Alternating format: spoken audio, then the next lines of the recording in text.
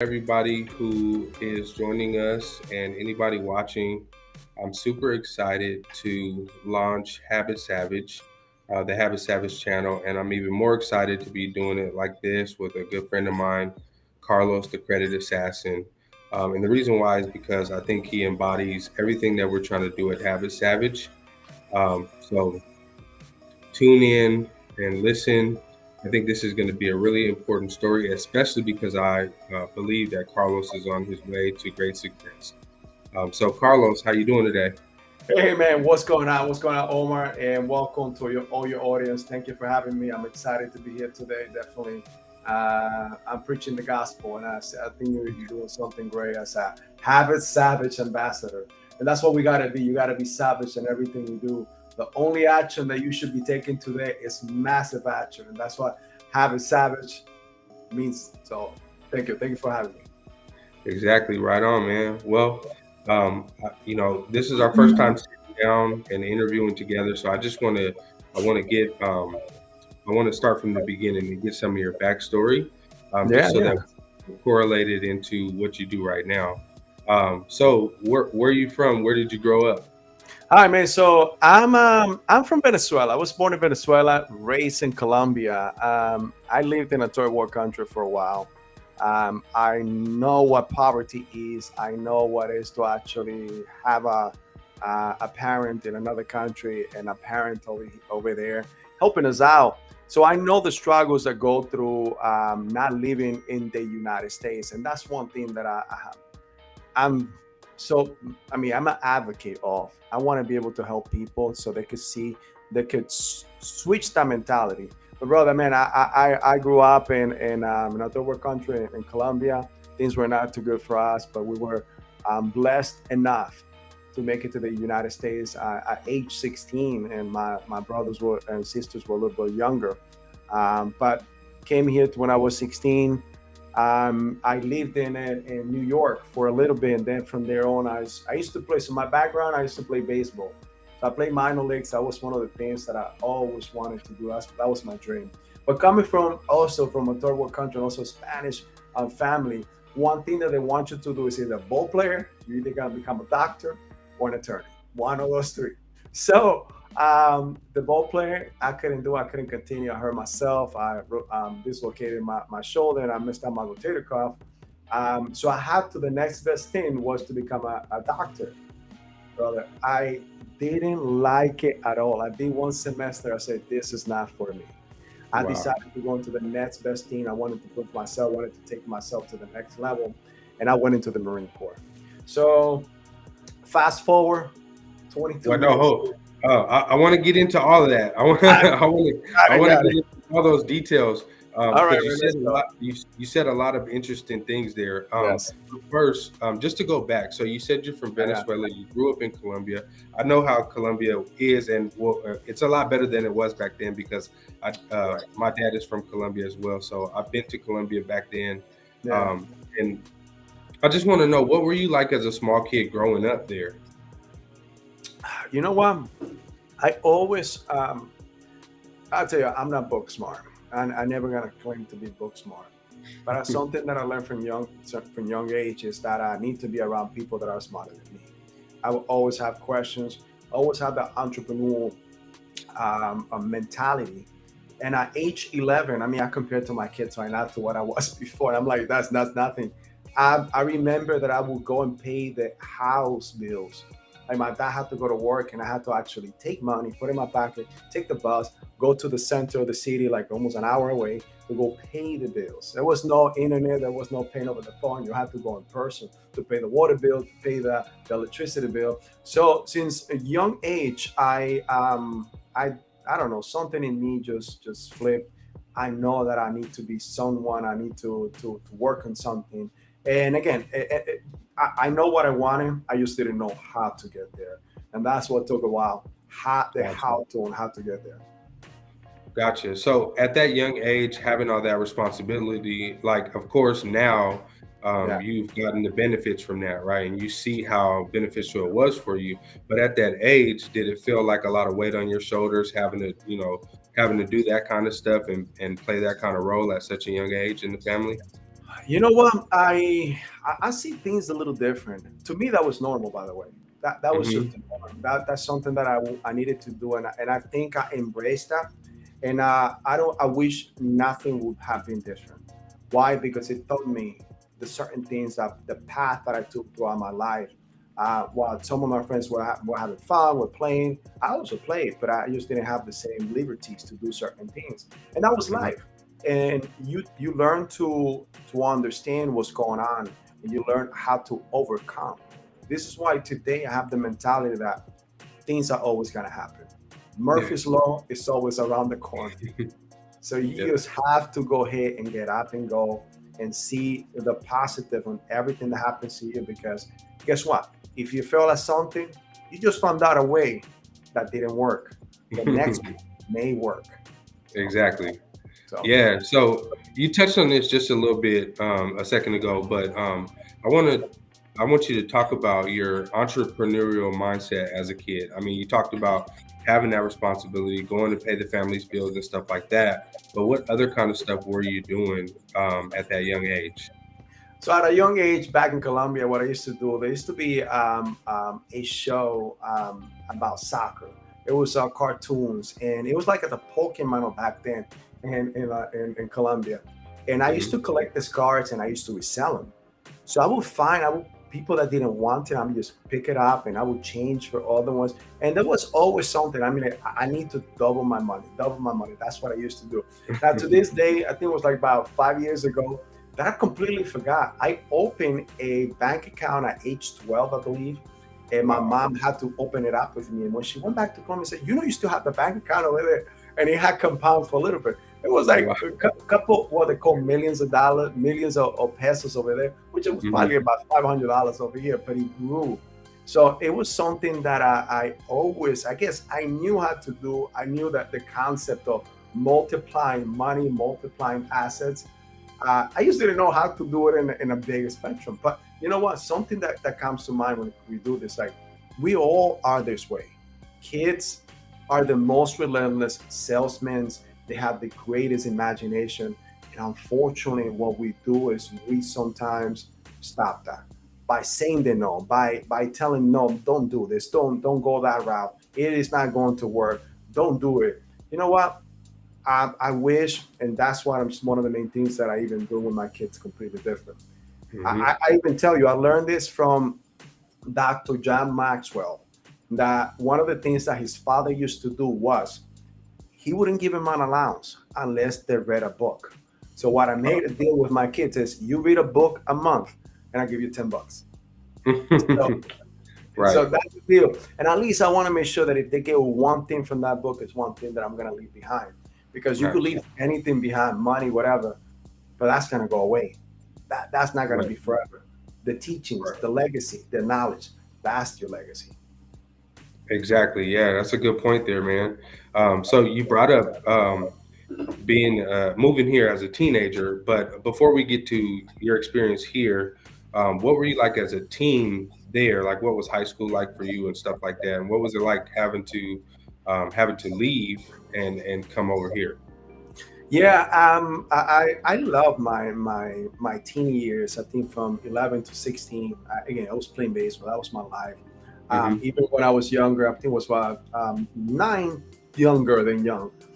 9, 10, I played for the Colombian team, and I came to the United States. That was the first time to compete against all the countries, and we played good. But Cuba beat the behind out of us. So Cuba was, I mean, we played very good. So that's something that I got to say. So I used to look. I was very active. Family was one of those things, but again, not knowing where you come from, and being poor, family is always the nucleus there. And unfortunately, we didn't have our mother with us. Our mom had come to the United States to help us out to survive back then because we were very poor, and all the sacrifices that she did back then. I mean, allowed us to survive and be here today. So for that, I'm very, very thankful. Yeah. Actually, that's something that we didn't touch on was okay. You moved from Venezuela to Colombia, but how much family did you have in Colombia at that time? Was it just you and your dad, or did you have some siblings and cousins, aunties, anything like that at all? or was Yeah, it just yeah. you? So actually, my mom's family is all in Colombia. My dad's family is in Venezuela. So we have Okay. both. I mean, we've got, but I'm honestly like, when we lived in Venezuela, I was very young age. Hmm. I actually I grew up in Colombia. So I know Hmm. more of Colombia, even though like I think last time I went there was 2018. I mean, I remember everything. I went to the Hmm. same house. I remember the ins and outs, but now everything looks so much smaller. When you're little, you see everything so huge. Now you Yeah. come back, and I'm like, is this the same house? I look like a giant coming through this whole thing. But it's just the same way that we see life, and that's what I was Hmm. trying to tell you earlier. We have an imagination when we're kids, and if we are able to foster that through our kids, and I know like things could have been completely different, but you know what? I don't wish that because I learned from it. Now I'm able to turn that around with my own legacy, my kids going forward. Of course, man. Awesome. Um, Now, when you guys moved here to Mhm. New York City at 16 years old, what was that like? What was your first impression of New York? It was a culture shocker for us. I didn't know language. I had to learn English. I mean, I said that I was going to do everything and anything. I started going to Hmm. school, but I saw our family also struggling. So when we first got here, we were not in a good monetarily status. Let's put it that way. Hmm. We have welfare. Let me tell you something. Been in the military, never had PTSD. The only PTSD that I have is on Turkey. And I'll tell you what, funny story. Every Thanksgiving, we used to go around to all the soup kitchens, the churches, and we get turkeys. Wow. So at the end of Thanksgiving, we had turkeys for days in the Hmm. deep freezer, in the fridge. So we were eating turkey all the way to like almost January 4th, sometimes breakfast, lunch, and dinner. So to this day, offer me whatever you want by turkey. Yeah, Wow, man. Okay. yeah. All right. So, so you said you came here and you didn't know the language. How long did it take for you to adjust? Actually, I judged fairly quick. One of the Okay. main things I say, and I saw one of the weaknesses that I had back then. I couldn't communicate. So Hmm. I have friends that speak English. I said, please don't speak to me in Spanish. Speak to me in English. I start watching Friends. So I know every episode of Friends, and I started listening to rap back then. The Locks, Hmm. Maze, Tupac back then, all of it. So I used to go to school in the morning, and I was a cassette tape. There wasn't no CD player yet, so cassette tape, and I will play, pause, write down what I understand. Wow. Play, pause, write down what I understand. That's how I start developing my hearing, or the hearing of and understanding the language. And that took me about a year or so to actually definitely start understanding, start speaking.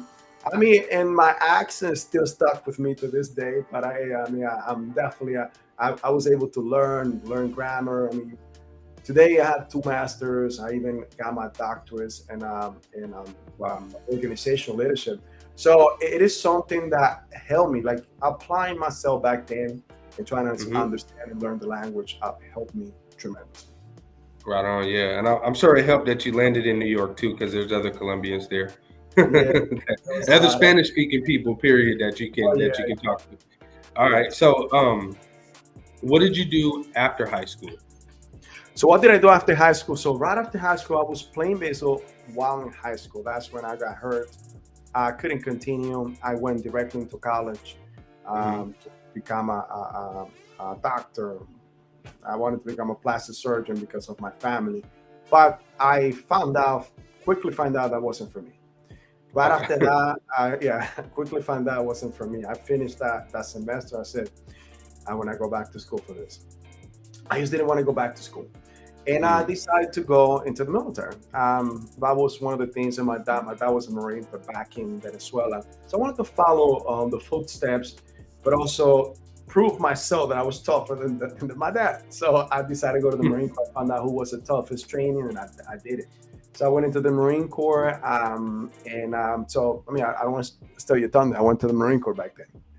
Yeah, right on, man. Well, thank you Yeah, for serving. yeah, no, I Um, appreciate it. so how has your experience in the military helped you as an entrepreneur? It taught me discipline. Mm. That's one thing with a lot of entrepreneurs that they start something and they get the squirrel effect. like a dog. You throw a ball, and they see a squirrel, they forgot they were chasing a ball.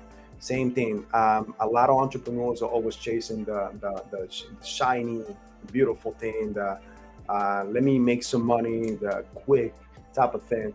It taught me discipline. It taught me to stick by certain things or whatever I wanted to do and follow through. That's one of the main things that I know, the follow through, the focus, that becoming hyper focused on something, and also something that I believe have helped me a lot is to disassociate certain things and not become so attached to them in business, because sometimes we believe like we're doing something in an energy or a product that you put together as an entrepreneur, and this is my baby, this is my baby. But sometimes our own ego and our own pride won't allow us to understand that we're doing the wrong thing and not listen to someone else and not be coachable, and you go to a hole that you keep digging. And the first rule of holes is, if you're on a hole, stop digging. So so that's one of the Right. main things, that I did understand. And like, look, I sometimes it's hard as a man to also say I'm wrong, but I don't want to be in a room full of people where I am the smartest one. If that's Hmm. the room that I'm in, it is time for me to change room. I want to be the person that is learning within that room, and that's what I associate myself. Right on, man. Yeah, that's good stuff. So switching gears now into your current business. Got Um, it. what is your current business, and what service do you provide? Awesome, awesome. Okay, so our company, we are the Credit Assassin. So we provide the service which is called the 360 Business Vantage. Now, our Hmm. company help the small businesses and scaling businesses to obtain credit, develop and scale credit, and obtain funding within 90 days. Our system has helped many, many people right now. We just launched about 2 months and a half ago. We have helped more than 212 clients. We're talking about, man, we have a proprietary system. We develop a software which is take the person from A to C. You could be a starting business. What we do, we help you get through everything that you need to do step by step when it comes down to your business credit, and allow you to not only develop the four legs of foundation, what we call business credit and corporate credit, but at the same time, we have a network of more than 3,000 lenders that will allow you to obtain credit either by unsecured business finances, loans, SBA loans, and there's many other means that we have, conventional and unconventional. Gotcha, man. That's a great service. This is really good for. This is stuff that people don't know, and how to build those assets, how to use other people's money. Like we hear so much about Correct. to buy assets and build businesses and things like that. So I want to dive into that some more. So, Also, what kind of things does a person need to have in line before they come to you to get business credit? they don't need to have anything in line. You could be a Okay. new company or you could be starting a company. As a matter of Okay. fact, the easiest people to deal with is the people that are just starting a business. Why? Hmm. Because we could take you every step that you need to take in order to get there. Every step that you need to take in order to start developing. And that's the easiest people to deal with because they don't know, but they are coachable. The hardest people to deal with are people that have been in business for a while. That I understand they've been in business and they cash, they have no credit. And one of the main things you got to keep in mind is this: one out of three businesses will make it past the fifth year, and only 50% of those will make it to the 10th year. Yeah. So you need to make sure that's one of your legs of your business. Not only that, if you ever trying to sell your business and your business don't have credit, then that business is not valuable. Not only that, and something else that we teach our clients is that you need to learn how to exit, meaning exit your role within your company. If you are the Hmm. person that needs to be every single day making money for your business, then you have a job. And the time you sell that business, you're selling a job. And most investors don't want to buy a job. They want to buy a business that create cash flow. That's something that we all got to keep in mind. So this is what we do. We help people to develop that business credit that allows them to not only create the capital, so they could reinvest into the business and create the cash flow, the freedom, the generational wealth that they're looking for. That's awesome. And you touched on a couple different points there. One being that your business, if you want your business to be sellable, that you need to have those things in line. Why is that important for people watching who don't know? Like they Yeah. might be thinking, well, what if I don't want to sell my business? But that's not the point. The point is to have a valuable asset, you need to have these things in line. But can you tell us why that's important Of course. So to have a let's just sellable say business? you don't want to sell your business. I'm sorry. You don't want to sell your business, and you want to not only grow your company, you want to become a massive company that people could talk about.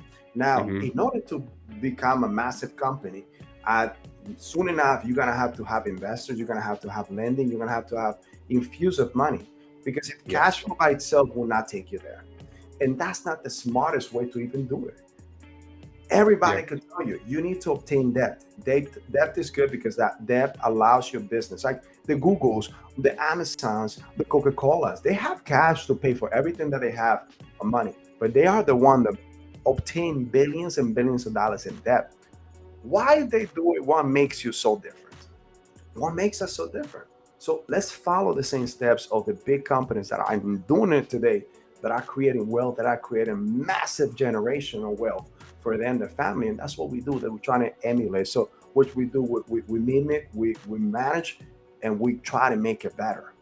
So that's what we're doing. Why is this important? Because that allows you to grow and continue to steady grow for you and your family. If you want to leave this business for your family, you want to make sure that you leave a vehicle that is, an autopilot, not Yeah. a vehicle that they gotta constantly put change tires, change everything, do tune-ups. I mean, we all have that clunker, right?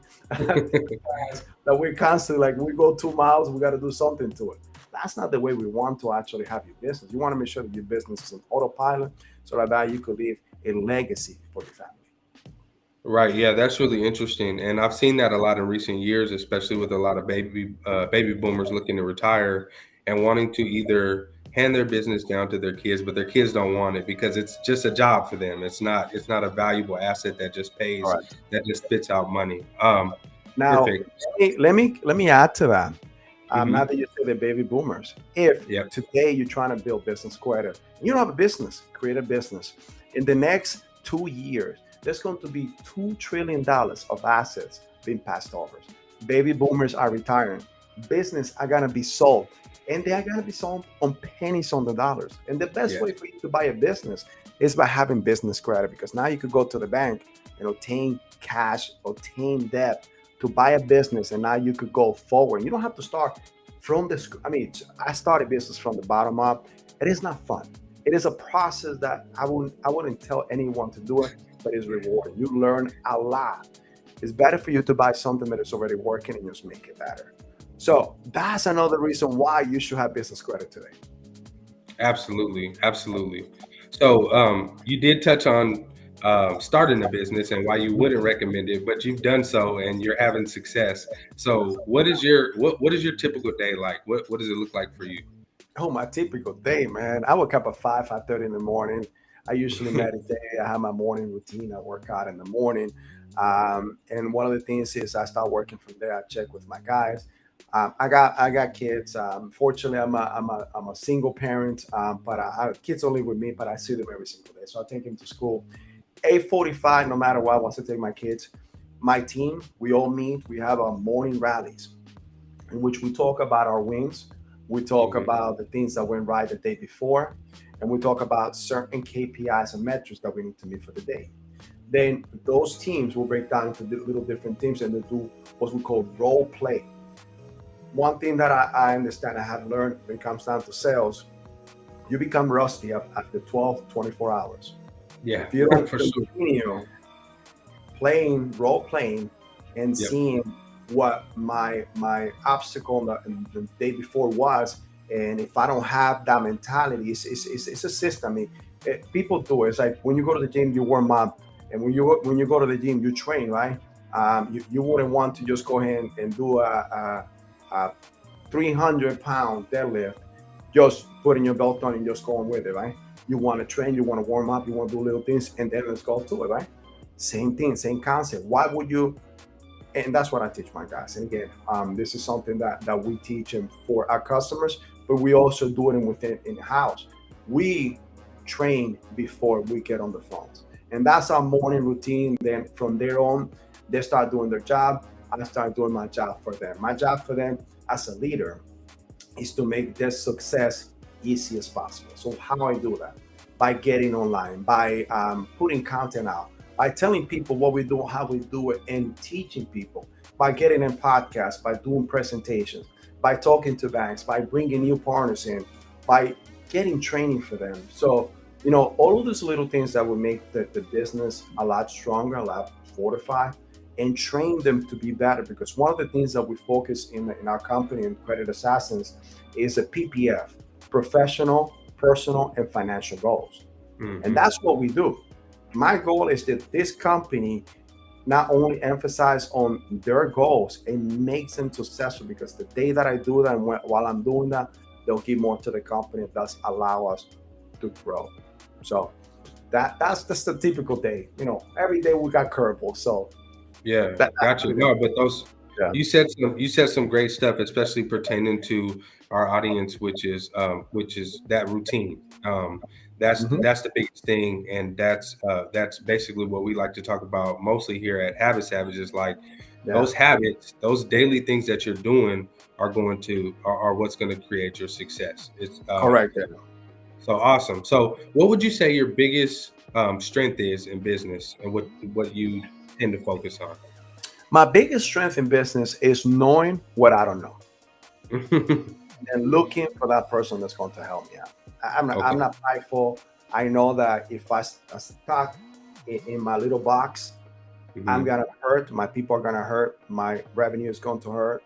Everybody's gonna hurt. So that doesn't help anyone by me saying I don't know this. Let me find out how we can fix it. Think about Yeah. this analogy: an astronaut goes into space, right?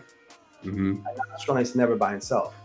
He has different teams helping Oh him yeah. through the whole process, from Yep. researching and coming back in, from landing and everything else.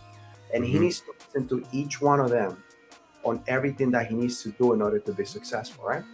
Right. Think about it. You as an entrepreneur, you are an astronaut. You need to have your Yep. pockets of teams to make you successful. The day that you become prideful and your ego don't let you do, that's the day that you fail. As an entrepreneur, you can go any further. Yeah, that's a really good analogy, and it's so counterintuitive because what they teach us in school, throughout our whole lives is like if you ask anybody for help, they say, "Hey, get back over to your desk," and they teach us just how to be Yeah, solo. But I definitely understand that and can feel that. yeah, yeah. What would No, you say your biggest what would you say your biggest weakness is, and how do you overcome it? my biggest weakness, I would say, I've been working a lot on a lot of things, and I think sometimes it's not seeing my blind spots. Okay. And so how I overcome those is by having the conversation with my people and asking them to be honest with what they see my blind spots are. Hmm. Think about it. It's like when even in the military, what we do, we have what's called A drivers, because every once in a while when you're driving you may have rear view mirrors, but there's a spot that you don't see, that's your blind spot. But if you have somebody looking at you and telling you, hey, there's a car coming, you can avoid that crash. Same thing, I know, and I try to tell my people, look, let's put our egos to the side. Tell me if you see something wrong, because I'm going to tell you if something's wrong. I need you to do the same thing with me. And that's how I overcome that. And again, and that becomes also my strength, because then I know what I don't know, and that's how I know what I don't know fast enough to make changes and make the business and the ecosystem of Credit Assassins better. Okay. Awesome, man. And what I know that ever since I've known you, you've always been, even like when we're on at a seminar or Yeah. something like that, you always make time to exercise. Like, what role Yes. does physical fitness play in your life, in business, and everything? It plays a big role. And why is that? Because it keeps me focused on what I want to do. I love to feel the completion of actually finishing a workout throughout the day, Hmm. knowing that I did something for myself, doing like it's like fixing my bed in the morning. If I don't fix my bed in the morning and I look at it a couple times, it gets me mad. Same thing. If when I don't work out throughout the day, or when I work out in the mornings, it also gets me the same way. Like, okay, well, it makes me feel like, okay, I didn't finish something throughout the day. I need to go back to it. It keeps me mentally fit, mentally Hmm. focused, and it allows me to continue because now I feel so much better about myself. And again, we all love to feel better. We all have our down days, and we all sometimes don't feel 100%. Yeah.